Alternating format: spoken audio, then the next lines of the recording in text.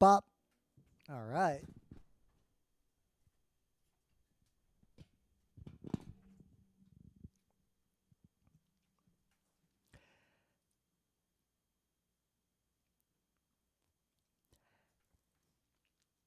It's Tuesday, September 3rd, 2024. I'm Rim, Scott's in Portland, and this is Geek Nights. Tonight, we're talking about what Rim thinks about quantum physics and why Roger Penrose is dead wrong.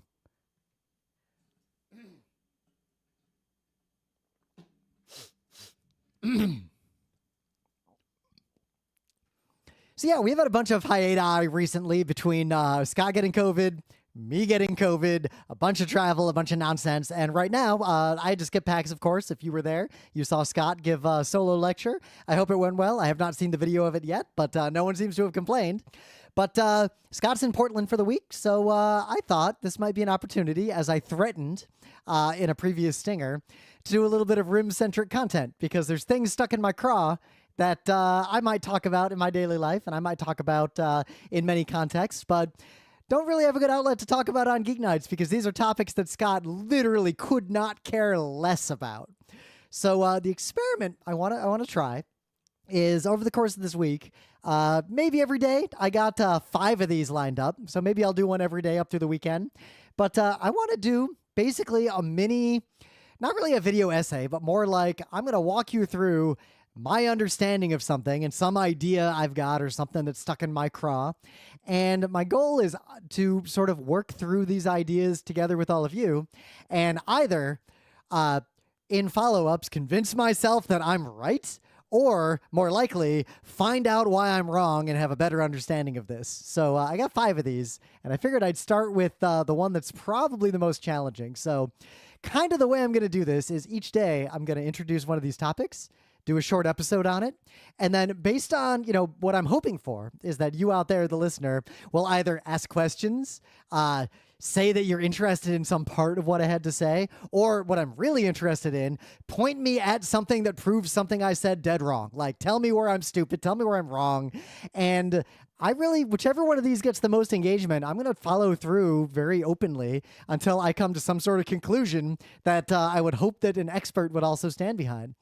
So tonight, we're going to talk about quantum physics, one of my favorite topics, and why I actually very strongly believe personally that Roger Penrose is dead wrong about some fundamental concepts of quantum physics.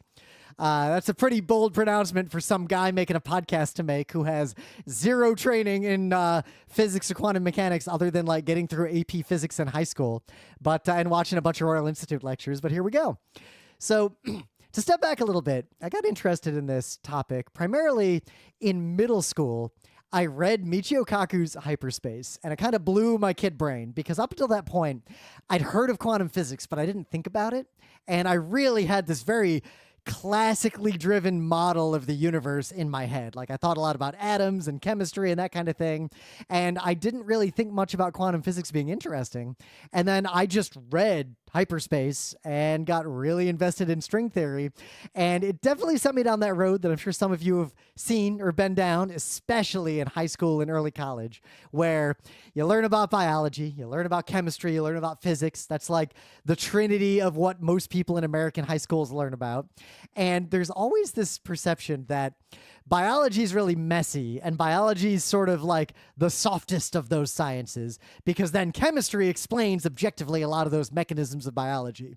But then the kid who is a little bit too tryhard in physics will always remind you, yeah, but chemistry is just applied physics. Like, really, chemistry is just sort of this emergent behavior, and physics is the answer to everything. And I was definitely that kid. In middle school and high school, I was that kid who had zero interest in chemistry. I only took stoichiometry and organic chemistry because my school forced me to before they let me take physics. So I went to the local college to take those classes just to get them out of the way. So I've spent most of my life thinking about quantum physics starting about the year 1994. But a lot of this mostly boiled down to thinking a lot about causality and being interested in what I would consider the fun aspects of quantum physics. So instead of so much the math of here is exactly how these probability fields break down and all that stuff, I was more interested in the ramifications of what do these equations imply about reality. Because at the same time, as a young kid, I was still, and I still am to this day, really just kind of amazed that anything exists. And it's still weird that things exist. And it's weird that causality is a thing. And it's very hard for me to accept that free will could exist in a causal universe while simultaneously I experience, as far as I can tell, free will. So that's just something that's always messed with me my whole life. So I really focused on the causality aspects of quantum mechanics. I was very interested in what is the bottom layer, what explains causality, is there randomness, can I tie this back to consciousness and what I experience, why is there even an I? And that's sort of how I've engaged with physics my entire life. So a couple weeks ago, I was watching a bunch of quantum physics lectures like you do, and I watched one by Carroll. And I'll link to it because I think many of you might have a lot of interest in it. And it's a great lecture. Like, I'm not even going to remotely pretend to attempt to be able to summarize anything this guy said. You should just watch the video.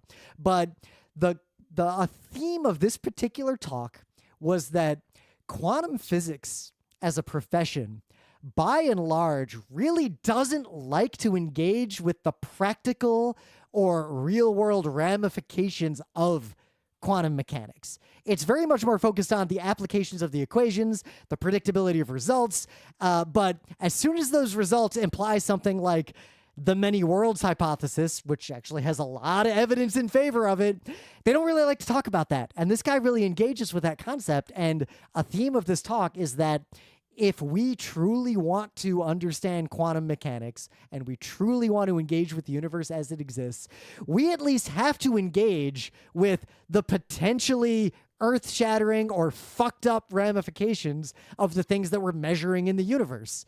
Like the double slit theory. The double slit theory should fuck you up if you pay attention to it. It's a really fucked up thing that you can do. You can do this experiment yourself and watch it and see quantum entanglement. And the more you read about it, the less you're going to understand. So I'm really coming at this from the perspective of what are the actual ramifications of these concepts in terms of reality itself. And the double slit experiment is sort of a really good entry point into that because it gets into the whole particle wave duality. I'm hoping you all took at least some high school physics, so you have some idea what I'm talking about. But the idea that we have, this concept of fields that have particles as emergent behavior, and that those particles and those fields behave in a probabilistic fashion, meaning they're like a probability, and you can't know the specifics of anything, like the specific location or the specific details of a particle, unless you measure it, and you collapse that probability into an exact answer. And a lot of people, I think, really, really deeply misinterpret the idea of this wave collapse, the idea that it's a probability until you observe it, and the moment you observe it, that probability collapses into an answer. But until you observe it, it's a superposition, and there's Schrodinger's cat and all this just ridiculous nonsense that people sort of make up based on having heard the Schrodinger's cat thought experiment once in high school physics. So what I want to do first is explain to you my understanding of quantum probability and this idea of wave collapse and observation. This is just my working understanding based on everything I've read, everything I've watched, everything I've studied, and I'm sure a lot of it's wrong, and I'm hoping someone will point out exactly where I'm wrong. And then I think I can get into where I think Roger Penrose has interpreted this the wrong way. And he's a very smart person. He's one of the smartest people to have ever lived. But I do personally think he's dead wrong about this. And either I'm wrong or he's wrong. So on this topic of this whole probability wave that we can't know where a particle is or what its deal is until we measure it, and the act of measurement forces it. This really comes down to a consequence of quantum entanglement, and it comes down to the idea that we do have probabilistic explanations for this behavior. the behavior of basically all particles. And it's extremely accurate, but it doesn't let us differentiate states until we have that so-called active measurement. So fallacy number one, a lot of people think of measurement as somehow being passive or observation as somehow being passive. And the reality of quantum mechanics and the reality of physics is that there's no such thing as observation. Literally can't exist. Observation is interaction. Measurement is interaction. There is literally no way for anything to in any way be affected by any other thing, to observe another thing, to do anything except by interacting with it, either directly or indirectly. If you watch an experiment, photons are hitting your eye and there's quantum entanglements going all the way back to the moment that experiment happened. So all that said, superposition is the idea, the Schrodinger's cat experiment, that you can have particles or systems that exhibit multiple states simultaneously, meaning they are, for all intents and purposes, in all of these states. And the only thing that changes that into a specific state, one among many, is interaction or observation. So in the old Schrodinger example, you open the box, you see if the cat is alive or dead, and then the wave collapses. The cat is no longer a superposition of both alive and dead. It turns into one or the other, which leads to two broadly different interpretations. Interpretation number one is the idea that all things happen, the many worlds idea, that every time one of these quantum probabilities collapses, anytime effectively the universe makes a decision, multiple universes exist, which is the idea that everything happens. And I don't know, there's pros and cons to that idea. I personally don't super buy it. I think there's better explanations for the universe, but it's possible. And the other interpretations of it are that superposition is in some way a much more complex state that we need to understand and interact with. And there's a lot of theories other than the many worlds hypothesis. But personally, based on everything I've read, I actually think there's a much simpler, basic explanation for the concept of superposition. And I think superposition doesn't necessarily mean that all these states exist simultaneously. And Schrodinger's cat, that as a thought experiment, is an extremely simplistic thought experiment. I think what's actually going on is simply that there are a lot of paths throughout the universe of causality, of entanglement, of history, that all lead to the same result. For example, quarks can do whatever the fuck they're doing down there. It doesn't actually matter, because the reality is all these different combinations of quarks and all the infinite reactions that we think they can have and that we've indirectly observed, they basically coalesce to a very small number of particles. In this case, protons, the most important one. Protons and neutrons. And every proton is identical. So it literally does not matter what state the quarks are in inside of a proton, because the end result is a proton, and what we interact with is just the proton. So it's possible you have a break in the chain of causality there, in that there are purely causal, entangled interactions among things like quarks, but there's a billion different ways those could interact within a given proton that all lead to the exact same result. And unless you're inside that proton interacting with those things directly, it doesn't matter what happened, because that entire history doesn't matter. Imagine there's 1,000 different paths the entire universe could have taken that all lead to the same proton in the end. So for a higher order phenomenon like a human interacting with a proton that makes up matter as we know it, there's a broken chain of causality. It literally does not matter what happens inside of that proton. So getting back to the double slit experiment and all these ideas of quantum wave collapse, one way to look at it would simply be that superposition doesn't mean all those states exist at the same time. It means as long as something is in a superposition, then whatever you are doing that is interacting with that superposition does not rely on the specific answer.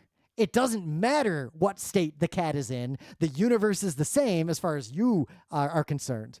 And I think experiments like the double slit experiment, all the different experiments around observation and collapsing quantum states and trying to persist entanglement across complex objects, I think there's a reasonable chance they all just boil down to this very simple idea.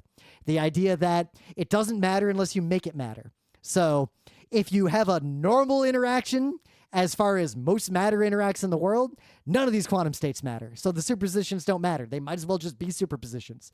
But as soon as you make extreme constraints, and quantum physics experiments tend to involve extreme constraints, you basically build the most perfect, most complex, most insanely specific experiment to the point that you are actually now testing one of those things, like which slit did this specific electron go through, whereas if you didn't put all those constraints there, it's a superposition because it literally doesn't matter. The universe you exist in is the same regardless of what slit it went through. So one way to look at superposition and quantum experiments and all this stuff is simply that it doesn't matter unless you make it matter, and most things don't matter, which sort of leads to why I disagree with Roger Penrose. So Roger Penrose has a quirky idea, and I'm not alone in having disagreements about Roger Penrose. He very strongly believes that human consciousness cannot be explained by the complexity we observe in the matter that makes up human brains, that the interactions of neurons and all the chemicals and everything in our brains physically, he just thinks it isn't enough to explain the complexity of human intelligence and the causal chains that lead to it. And his kind of ridiculous theory is that humans or mammals in general, anything that has a brain, avians, anything that has a brain, are so complex that we need some much deeper complexity to explain that nature, and that much deeper complexity is quantum entanglement. And he has this really ridiculous argument that all the quantum states within the microtubules that make up the matter inside of a human brain or a mammal brain, that is actually the complexity that gives rise to our intelligence. And that you can't get intelligence without that extreme complexity that could never be modeled by any computer we could ever build. And I think that's bullshit. I think it's much simpler. I think intelligence and all the complex things we observe in our universe are much more likely emergent behavior of higher order systems. So what do I mean by that? Think about heat, the concept of heat, the concept of temperature. That does not exist at the atomic level. It does not exist at the quantum level. It only exists at the aggregate level. A temperature matters and exists in the real world. It affects our lives. It affects physics around us. It affects chemistry. We observe it. We measure it. Temperature is a real thing. But temperature is just the aggregate behavior of all the billions of individual atoms that make up whatever system we're measuring temperature in. And if you zoom in far enough, temperature literally doesn't exist anymore. But also, temperature is independent of the details of that system. It doesn't matter if one atom over here in the room is extremely hot and one atom over here in the room is extremely cold. If you're measuring the temperature of a room, the temperature of the room is consistent regardless. So there are billions and billions and billions and trillions of different configurations of all the atoms in that and all the energy states in that room that lead to the exact same temperature. And unless you make it a problem by looking for a specific atom and trying to figure out its momentum, then it literally doesn't matter.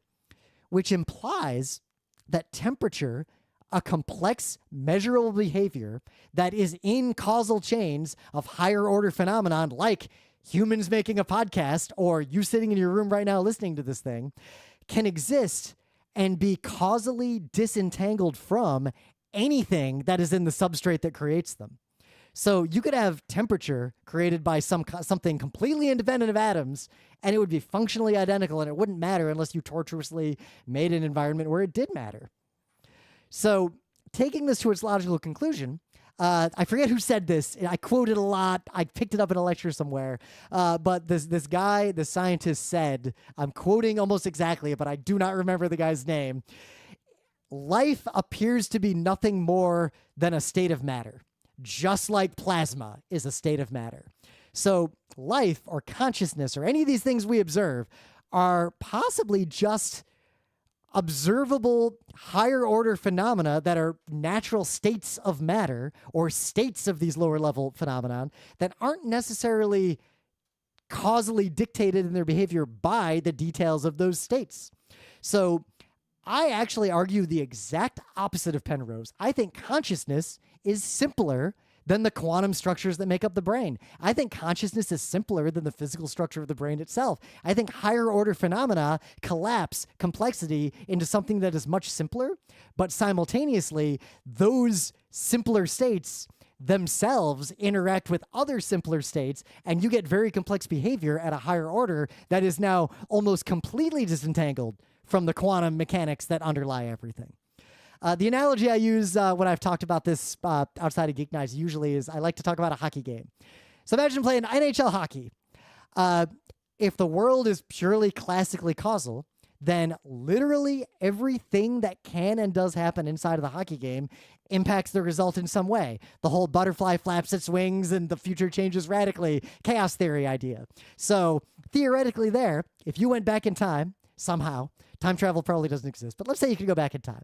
You go to an old hockey game from the 30s and you change the temperature of 1 square centimeter of the air, 1 cubic centimeter of the air that is hovering a foot above one of the goalies in that room. That cubic centimeter of air is just, for whatever reason, 5 degrees Fahrenheit hotter than everything else in the arena, and than it was when the actual hockey game happened.